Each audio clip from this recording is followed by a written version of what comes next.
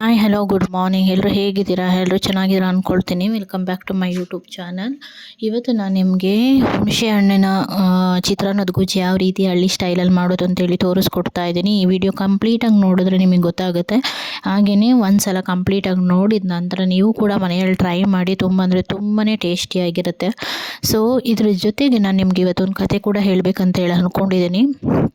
ಏನಪ್ಪ ಅಂತ ಹೇಳಿದ್ರೆ, ಒಂದು ಊರಲ್ಲಿ ಒಬ್ಬ ಮಾವುತ ಇರ್ತಾನೆ. ಆ ಮಾವುತ ಒಂದು ಆನೆನ ಸಾಕಿರ್ತಾನೆ. ಆ ಆನೆ ಹುಟ್ಟಿದಾಗ್ಲಿಂದಲೂ ಕೂಡ ಅವನೇ ಸಾಕಿರ್ತಾನೆ. ಹಾಗೆಯೇ ಆ ಆನೆಗೆ ಯಾವಾಗ್ಲೂ ಒಂದು ಚಿಕ್ಕ ಹಗ್ಗನ ಯೂಸ್ ಮಾಡಿ ಅವನು ಕಾಲನ್ನ ಕಟ್ಟಾಕ್ತಾ ಇರ್ತಾನೆ.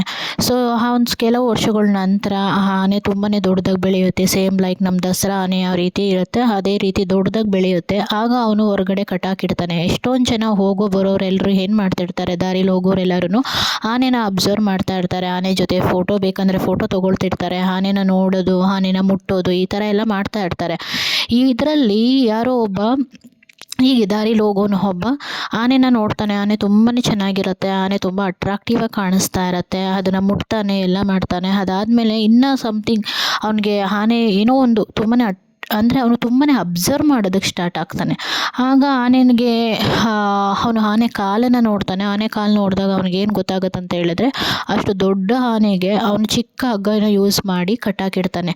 ಅವನಿಗೊಂದು ಕ್ಯೂರಿಯಾಸಿಟಿ ಇರುತ್ತೆ, ಇಷ್ಟೊಂದು ದೊಡ್ಡ ಗಾತ್ರದ ಆನೆಗೆ ಇಷ್ಟೆಷ್ಟು ಚಿಕ್ಕ ಹಗ್ಗದಿಂದ ಕಟ್ಟಾಕಿದಾರಲ್ಲ ಮಾವುತ, ಏನಿದ್ರು ರಹಸ್ಯ ಅಂತೇಳಿ ಅವನು ಮಾವುತನ ಹತ್ರ ಹೋಗ್ಬಿಟ್ಟು ಕೇಳ್ತಾನೆ, ಅಲ್ಲ ಸ್ವಾಮಿ, ಇಷ್ಟೊಂದು ದೊಡ್ಡ ಆನೆಗೆ ಇಷ್ಟೆಷ್ಟು ಚಿಕ್ಕ ಹಗ್ಗದಿಂದ ಕಟ್ಟಾಕಿದಿರಲ್ಲ, ಆನೆ ಕಿತ್ಕೊಳ್ಳೋದಿಲ್ವಾ ಅಂತೇಳಿ ಕೇಳ್ತಾನೆ. ಅದಕ್ಕೆ ಮಾವುತ ನಗಾಡ್ಕೊಂಡು ಹೇಳ್ತಾನೆ, ಇಲ್ಲ ಸ್ವಾಮಿ, ಅದು ಕಿತ್ಕೊಳ್ಳೋದಕ್ಕೆ ಸಾಧ್ಯನೇ ಇಲ್ಲ. ಯಾಕಂತ ಅಂದರೆ ಅದು ಹುಟ್ಟಿದಾಗ್ಲಿಂದಲೂ ಕೂಡ ನಾನು ಚಿಕ್ಕ ಹಗ್ಗನ ಹಾಕಿ ಕಟ್ಟಾಕ್ತಾ ಇದೆ. ಅದು ಅಂದರೆ ಚಿಕ್ಕ ಇದ್ದಾಗ ನಾನು ಚಿಕ್ಕದ ಹಗ್ಗ ಯೂಸ್ ಮಾಡಿ ಕಟ್ಟಾಕ್ತಾ ಇದ್ದೆ. ಆಗ ಅದೊಂದು 2-3 ಸಲ ಟ್ರೈ ಮಾಡಿತ್ತು. ಆವಾಗ ಅದಕ್ಕೆ ಅಷ್ಟೊಂದು ಶಕ್ತಿ ಇರಲಿಲ್ಲ, ಕಿತ್ಕೊಳ್ಳೋ ಅಷ್ಟು ಶಕ್ತಿ ಇರಲಿಲ್ಲ. ಆವಾಗ ಅದಕ್ಕೆ ಅರ್ಥ ಆಯಿತು, ನಾನು ಲೈಫಲ್ಲಿ ಇದನ್ನು ಕಿತ್ಕೊಳ್ಳೋದಕ್ಕೆ ಸಾಧ್ಯನೇ ಇಲ್ಲ ಅಂತೇಳಿ. ಅದು ಮೈಂಡನ್ನು ಅದೇ ಥರ ಫಿಕ್ಸ್ ಮಾಡ್ಕೊಳ್ತು.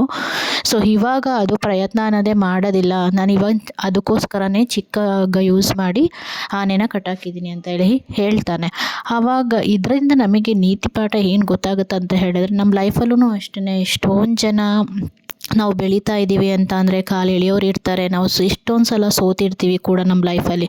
ಆದರೆ ನಮ್ಮ ಪ್ರಯತ್ನ ಅನ್ನೋದನ್ನು ನಾವು ಯಾವತ್ತೂ ಕೂಡ ಬಿಡಬಾರ್ದು. ನಮ್ಮ ಪ್ರಯತ್ನ ಅನ್ನೋದನ್ನು ಬಲವಾಗಿದ್ದರೆ ನಮ್ಮ ಲೈಫಲ್ಲಿ ಸಕ್ಸಸ್ ಅನ್ನೋದು ಇದ್ದೇ ಇರುತ್ತೆ. ನಾವೂ ಅಷ್ಟೇ ಎಷ್ಟೊಂದು ಜನ ಇವಾಗ ಎಷ್ಟೊಂದು ಕೆಲಸ ಮಾಡಬೇಕಾದ್ರೆ, ಅಯ್ಯೋ ನಿನ್ನ ಕೈಲಿ ಅದಾಗುತ್ತಾ, ನಿನ್ನ ಕೈಲಿ ಅದು ಮಾಡಿದ್ರೆ ನೀನು ಸೋತು ಬಿಡ್ತೀಯ ಲೈಫಲ್ಲಿ, ಬೇಡ ಮಾಡೋದಕ್ಕೆ ಹೋಗಬೇಡ ಅಂತೇಳಿ ಎಷ್ಟೊಂದು ಜನ ಕಾಲು ಎಳಿತಾ ಇರ್ತಾರೆ, ಆಯಿತಾ. ಸೊ ನಾವು ಏನು ಮಾಡ್ತೀವಿ, ಅದನ್ನು ಕೇಳ್ಕೊಂಡು ಹೌದೇನೋ ನಾವು ಸೋತ್ಬಿಟ್ರೆ ಅಂತೇಳಿ ನಾವು ಪ್ರಯತ್ನನೇ ಮಾಡೋದಕ್ಕೆ ಹೋಗಲ್ಲ. ಸೊ ಈ ಕಥೆಯ ನೀತಿ ಪಾಠ ಇದಾಗಿದೆ. ಸೊ ನೀವೂ ಅಷ್ಟೇ ಪ್ರಯತ್ನ ಅನ್ನೋದನ್ನು ಮಾಡಿ. ಸೊ ಸಕ್ಸಸ್ ಖಂಡಿತ ಸಿಕ್ಕೇ ಸಿಗುತ್ತೆ. Thank you for watching.